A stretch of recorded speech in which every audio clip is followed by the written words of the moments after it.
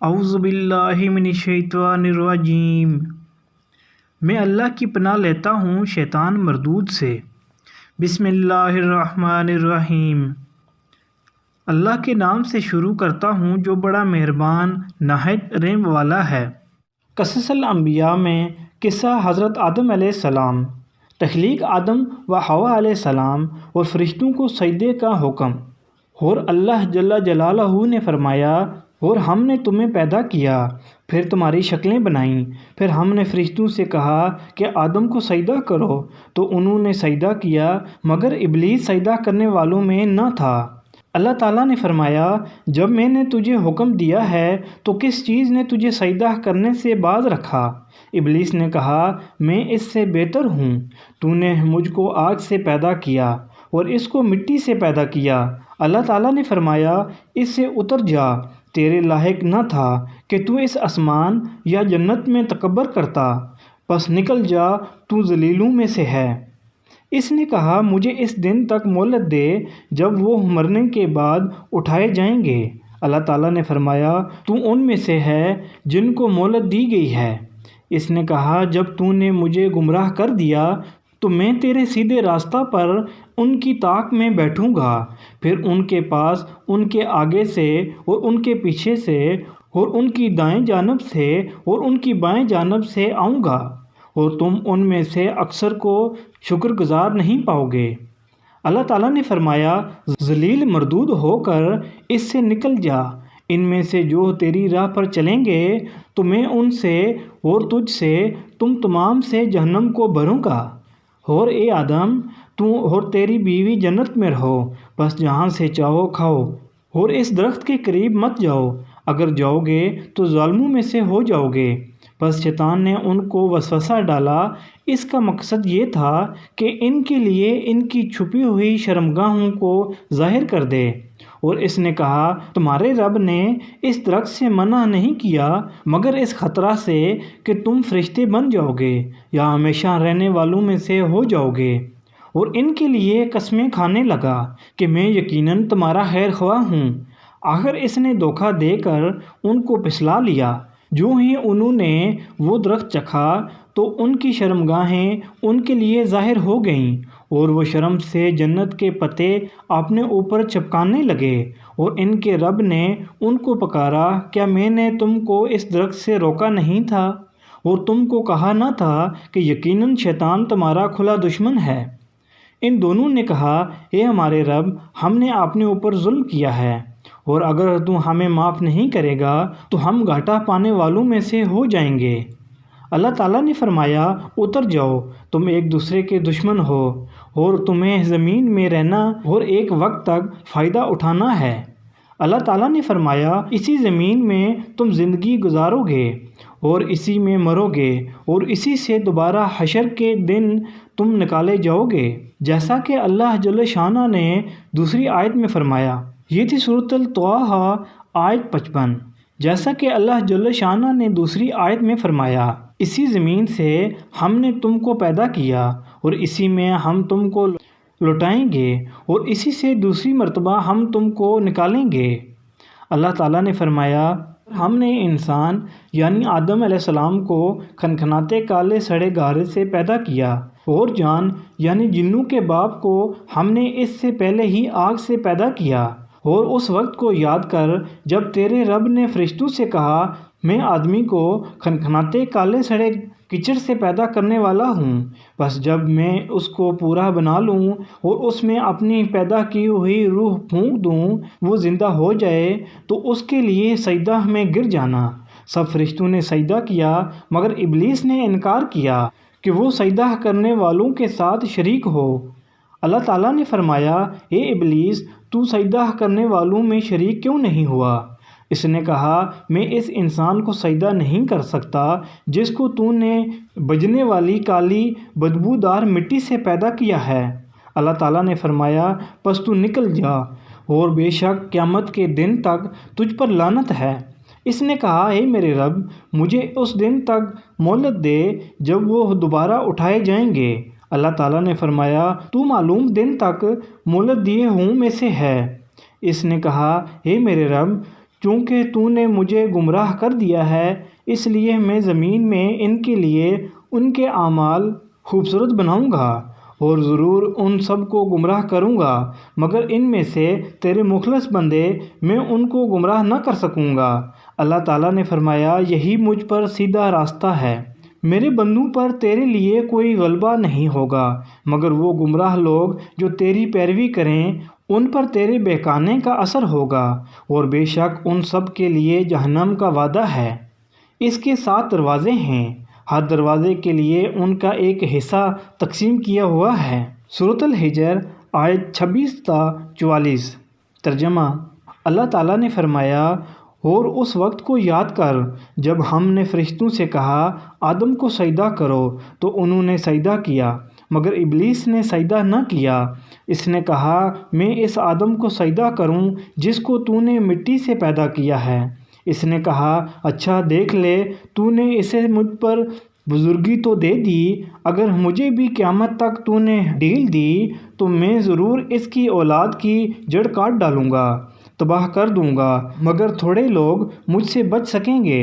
اللہ تعالیٰ نے فرمایا، پس ان میں سے جس نے تیری پیروی کی تو تم سب کی سزا جہنم ہے، یہ پوری سزا ہے، اور ان میں سے جس کو تو پھسلا سکتا ہے اپنی آواز کے ساتھ پھسلا، اور ان پر اپنے سوار اور پیادے لشکر چڑھا، ہر طرح ان کو بہکا، اور مال اور اولاد میں ان کا شریک بن اور ان سے جھوٹے وعدے کر، اور شیطان ان کو دھوکہ دینے کے لیے ہی وعدہ دیتا ہے۔ بے شک میرے بندوں پر تیرے لیے کوئی غلبہ نہیں ہوگا، تیرا رب کام بنانے والا کافی ہے۔ سورۃ الاسراء آیت 61 تا 65۔ اللہ تعالیٰ نے فرمایا، اور اس وقت کو یاد کر جب ہم نے فرشتوں سے کہا آدم کو سجدہ کرو تو انہوں نے سجدہ کیا، مگر ابلیس نے انکار کیا، وہ جنوں میں سے تھا، بس اس نے اپنے رب کے حکم کی نافرمانی کی۔ پس کیا تم اس کو اور اس کی اولاد کو میرے سوا دوست بناتے ہو، حالانکہ وہ تمہارا دشمن ہے۔ ظالموں کے لیے یہ برا بدلہ ہے کہ اللہ کو چھوڑ کر شیطان کو دوست بنا لیا۔ سورۃ الکہف آیت 50۔ اللہ تعالیٰ نے فرمایا، اور ہم نے آدم علیہ السلام کو اس سے پہلے حکم دیا تو وہ بھول گیا، اور ہم نے اس میں مضبوطی نہیں پائی۔ اور اس وقت وہ یاد کرو جب ہم نے فرشتوں کو کہا کہ آدم کو سجدہ کرو تو انہوں نے سجدہ کیا، مگر ابلیس نے انکار کر دیا۔ بس ہم نے کہا، اے آدم، بے شک یہ تیرا اور تیری بیوی کا دشمن ہے، ایسا نہ ہو کہ وہ تم کو جنت سے نکال دے، بس تو کسی آفت میں پھنس جائے۔ یہاں جنت میں تو تیرے لیے یہ فائدہ ہے کہ بے شک تو اس میں نہ بھوکا رہتا ہے اور نہ ننگا، اور اس میں نہ پیاسا ہوتا ہے اور نہ دھوپ میں جلتا ہے۔ بس شیطان نے ان کو پھسلایا، اس نے کہا، اے آدم، کیا میں تجھے وہ درخت بتاؤں جو کبھی ختم نہ ہو؟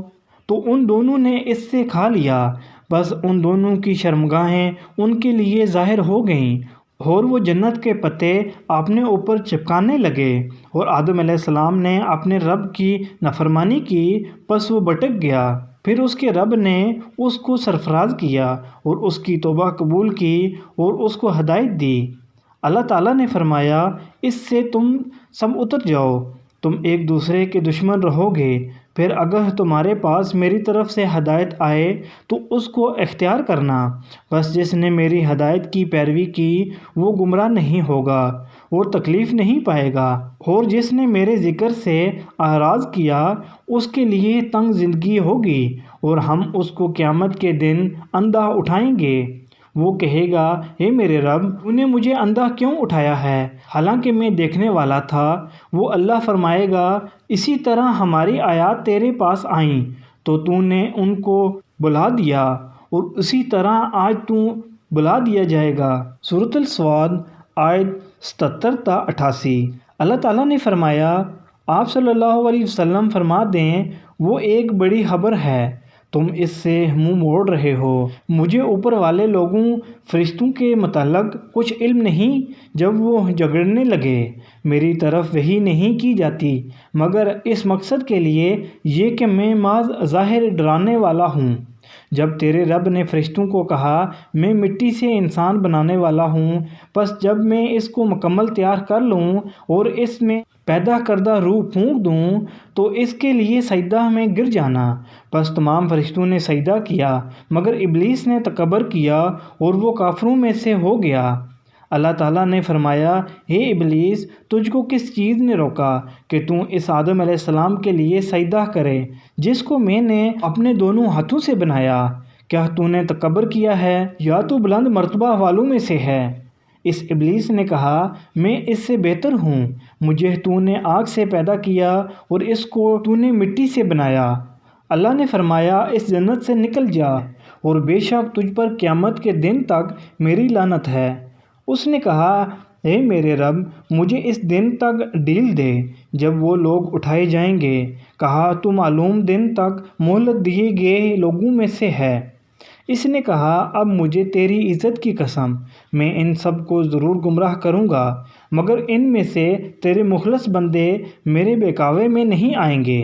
اللہ نے فرمایا، یہ حق ہے اور میں سچ ہی کہتا ہوں، میں تجھ سے اور تیرے پیچھے لگنے والے تمام لوگوں سے جہنم کو ضرور بھروں گا۔ کہہ دیں، میں تم سے اس پر کوئی اجرت نہیں مانگتا اور میں تکلیف کرنے والوں میں سے نہیں ہوں کہ کوئی بات اپنی طرف سے بنا لوں۔ یہ تو جہانوں کے لیے نصیحت ہے اور اس کی حقیقت کچھ مدت بعد تمہیں ضرور معلوم ہو جائے گی۔ قرآن کے مذکورہ متفرق مقامات پر آدم علیہ السلام کے قصہ کا تذکرہ ہوا ہے۔ ہم نے اپنی تفسیر میں، جو تفسیر ابن کثیر کے نام سے معروف ہے، ان آیات کے متعلق تفصیل سے بحث کی ہے۔ ہم اس جگہ اس مفہوم و مقصود کا تذکرہ کریں گے جس پر مذکورہ آیات دلالت کرتی ہیں اور رسول اللہ صلی اللہ علیہ وسلم سے مروی ان حدیث کو نقل کریں گے جو اس قصہ کے ساتھ تعلق رکھتی ہیں۔ اللہ تعالیٰ نے فرشتوں کو مخاطب کرتے ہوئے فرمایا، اللہ تعالیٰ نے آگاہ کیا کہ وہ آدم اور اس کی اولاد کو یکے بعد دیگرے پیدا کرنے کا ارادہ رکھتا ہے۔ خلیفہ کا مفہوم ایک دوسرے کے بعد آنے کا ہوتا ہے اور اس کا تذکرہ اللہ تعالیٰ نے سورہ انعام آیت 165 میں اس طرح کیا ہے، اور اللہ وہ ہے جس نے تم کو زمین کے خلیفے بنایا ہے۔ دوسری جگہ فرمایا، اور وہ تم کو زمین میں خلیفے بناتا ہے، سورۃ النمل آیت 62۔ دوسری جگہ فرمایا، اور وہ تم کو زمین میں خلیفے بناتا ہے۔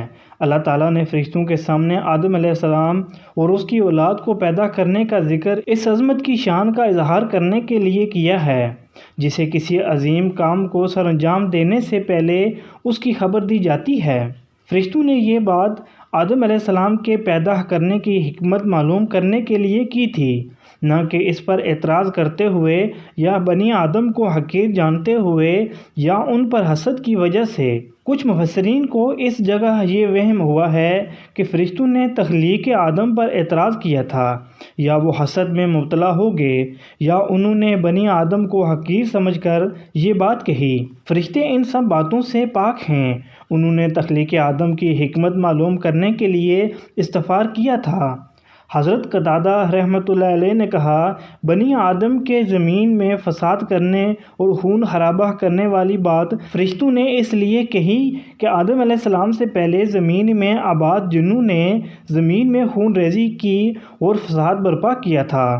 عبداللہ بن عمر رضی اللہ عنہ نے کہا، جن آدم علیہ السلام سے 2000 برس پہلے زمین میں آباد تھے، انہوں نے قتل و غارت کا بازار گرم کیا۔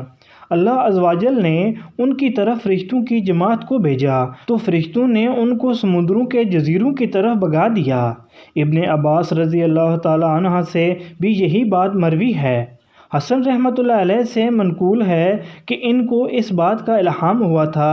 ایک رائے یہ ہے کہ لوح محفوظ سے ان کو معلوم ہوا۔ یہ بھی کہا گیا ہے کہ ہاروت اور ماروت نے السجل نامی ایک فرشتے سے یہ معلوم کر کے ان کو اطلاع دی۔ یہ قول ابن ابی حاتم نے ابو جعفر باقر رحمۃ اللہ علیہ سے ذکر کیا ہے۔ حافظ ابن کثیر نے اپنی تفسیر میں اس قول کی تردید کی ہے۔ ایک قول یہ ہے کہ فرشتوں نے اس لیے یہ بات کہی کہ ان کو علم تھا کہ زمین کا پیدا کردہ عام طور پر اسی حالت کو کیفیت میں ہوتا ہے۔ اور ایک مطلب یہ ہے کہ ہم ہمیشہ آپ کی عبادت کرتے ہیں، ہم میں سے کوئی آپ کا نافرمان نہیں۔ اگر ان کو پیدا کرنے کا مقصد اپنی عبادت ہے تو ہم دن رات مسلسل اس کام میں مصروف ہیں۔ اللہ تعالیٰ نے فرمایا، یعنی ان کو پیدا کرنے کی مصلحت و حکمت مجھے معلوم ہے، تم اس سے آگاہ نہیں۔ وہ حکمت یہ تھی کہ ان میں انبیاء و رسول، صادقین و شہداء اور صالحین